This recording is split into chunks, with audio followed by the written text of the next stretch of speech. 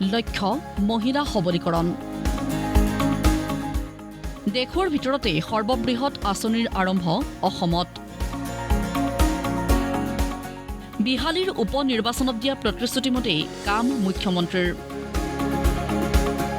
ৰাজ্যৰ মহিলা উদ্যমীক লাখপতি বাইদেউলৈ ৰূপান্তৰ কৰাৰ লক্ষ্যৰে মুখ্যমন্ত্ৰী হিমন্ত বিশ্ব শৰ্মা নেতৃত্বাধীন চৰকাৰে মঙলবাৰে আৰম্ভ কৰে মুখ্যমন্ত্ৰী মহিলা উদ্যমিতা আঁচনি।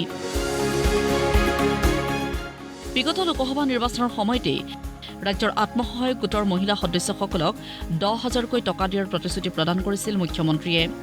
বিহালীৰ উপ নিৰ্বাচনত মুখ্যমন্ত্ৰীয়ে ঘোষণা কৰিছিল যে মুখ্যমন্ত্ৰীৰ মহিলা উদ্যমিতা আঁচনিৰ আৰম্ভণি হ'ব বিহালী সমষ্টিৰ পৰাই। আৰু অৱশেষত মঙলবাৰে ৰাজহুৱা সভা সম্বোধন কৰি বিহালীৰ 23 সহস্ৰাধিক মহিলালৈ ৰাজ্য চৰকাৰে আগবঢ়ালে মহিলা উদ্যমিতা আঁচনিৰ প্ৰথম কিস্তিৰ চেক। প্ৰথম কিস্তিৰ ধনৰ সদব্যৱহাৰ কৰিলে দ্বিতীয় কিস্তিত চৰকাৰে আগবঢ়াব 25,000কৈ ধন। ভাষণত ঘোষণা মুখ্যমন্ত্ৰী ডক্টৰ হিমন্ত বিশ্ব শৰ্মাৰ। মিটিঙৰ পিছতে আপোনালোকক আমি চেক দিম, আপোনালোকে আজিয়ে ঘৰত চেকখন লৈ যাব। চেকখন লৈ যোৱাৰ পিছত আপোনালোকে চিন্তা কৰিব যে আমি কি কাম কৰিব পাৰোঁ। যদি আমি আজিয়ে গৈ মোবাইল কিনি দিলো তেতিয়াহ'লে হাঁহে আৰু কণী নিদিব, হাঁহটোৱে মৰি থাকিব। যে আপোনালোকে টকাটো ক'ত ব্যৱহাৰ কৰিব।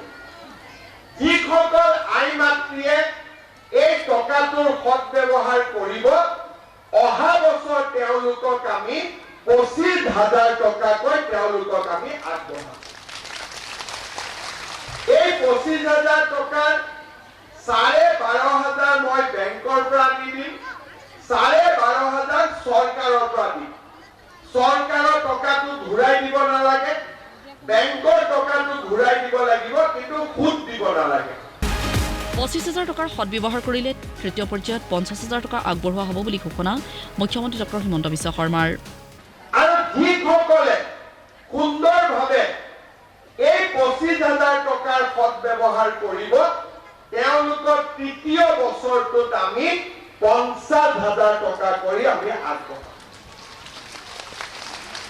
হাঁহে যেনেকে কণী পাৰে, এই 10,000 টকাই দুবাৰ কণী পাৰিব। এবাৰ 25,000 কণী পাৰিব, এবাৰ 50,000 টকাৰ কণী পাৰিব। বিহালীৰ পৰাই মুখ্যমন্ত্ৰীৰ অন্য এক বৃহৎ ঘোষণা। প্ৰতি ইউনিট বিদ্যুতত এটকাকৈ ৰেহাই পাব ঘৰুৱা গ্ৰাহকে। নৱেম্বৰ অথবা ডিচেম্বৰত আৰু এটকাকৈ হ্ৰাস কৰাৰো প্ৰতিশ্ৰুতি মুখ্যমন্ত্ৰীৰ। আজিৰ পৰা আমাৰ ইলেক্ট্ৰিচিটিৰ বিলো 1 টকাকৈ আজিৰ পৰা কমি যাব।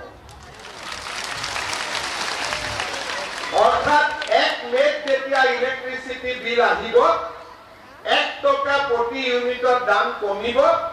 আৰু নৱেম্বৰ ডিচেম্বৰত মই পাৰিলে আৰু 50 পইচা 1 টকা ইলেক্ট্ৰিচিটিৰ দাম আৰু কমাই দিম।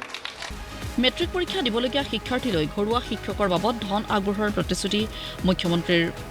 পৰীক্ষাৰ্থীৰ টিউচনৰ বাবে প্ৰতিমাহে 300 টকাকৈ আগবঢ়াব ৰাজ্য চৰকাৰে।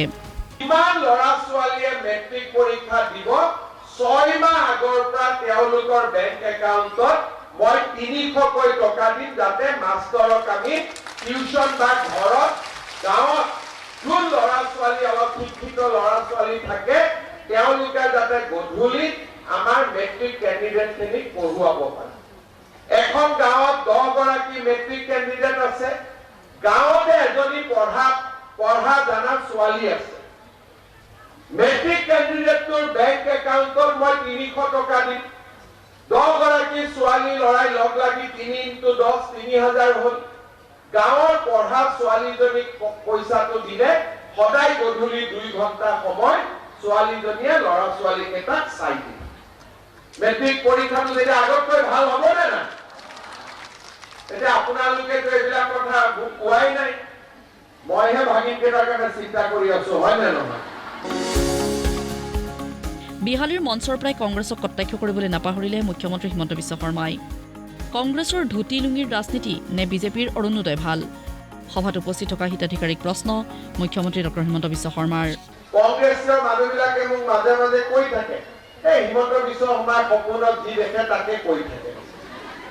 আৰু সঁচাই কথা, মই সপোনত যি দেখো ৰাতিপুৱা তাকে বাস্তৱত ৰূপায়ণ বাস্তৱায়ন কৰাৰ বাবে চেষ্টা কৰিম কংগ্ৰেছৰ 15 বছৰত যেতিয়া চৰকাৰ আছিলে লুঙি দিয়ে ধুতি দিয়ে কম্বল দিয়ে সূতা দিয়ে আৰু ধুতি কম্বল সূতা লবলৈ আহি মানুহৰ কাজিয়া পেচাল ঠেলা হেঁচা হুলস্থুল লাগি থাকে আৰু কম্বল লুঙিৰ পৰাও কংগ্ৰেছী দালালবিলাকে পাৰিলে 2 পইচা তোলেহে এতিয়া যদি কংগ্ৰেছ আহে আপোনালোকক ধুতি লুঙি দিব বিজেপি আহিলে অৰুণোদয় দিব কোনটো লাগে আপোনালোকক অৰুণোদয় লাগে নে ধুতি লুঙি লাগে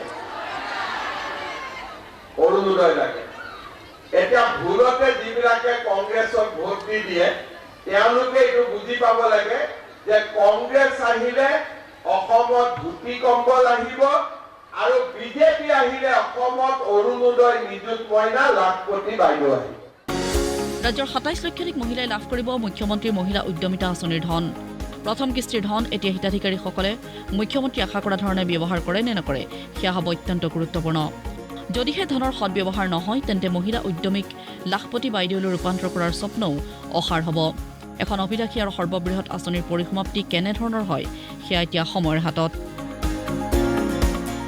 ব্যুৰ' ৰিপৰ্ট প্ৰতিদিন টাইম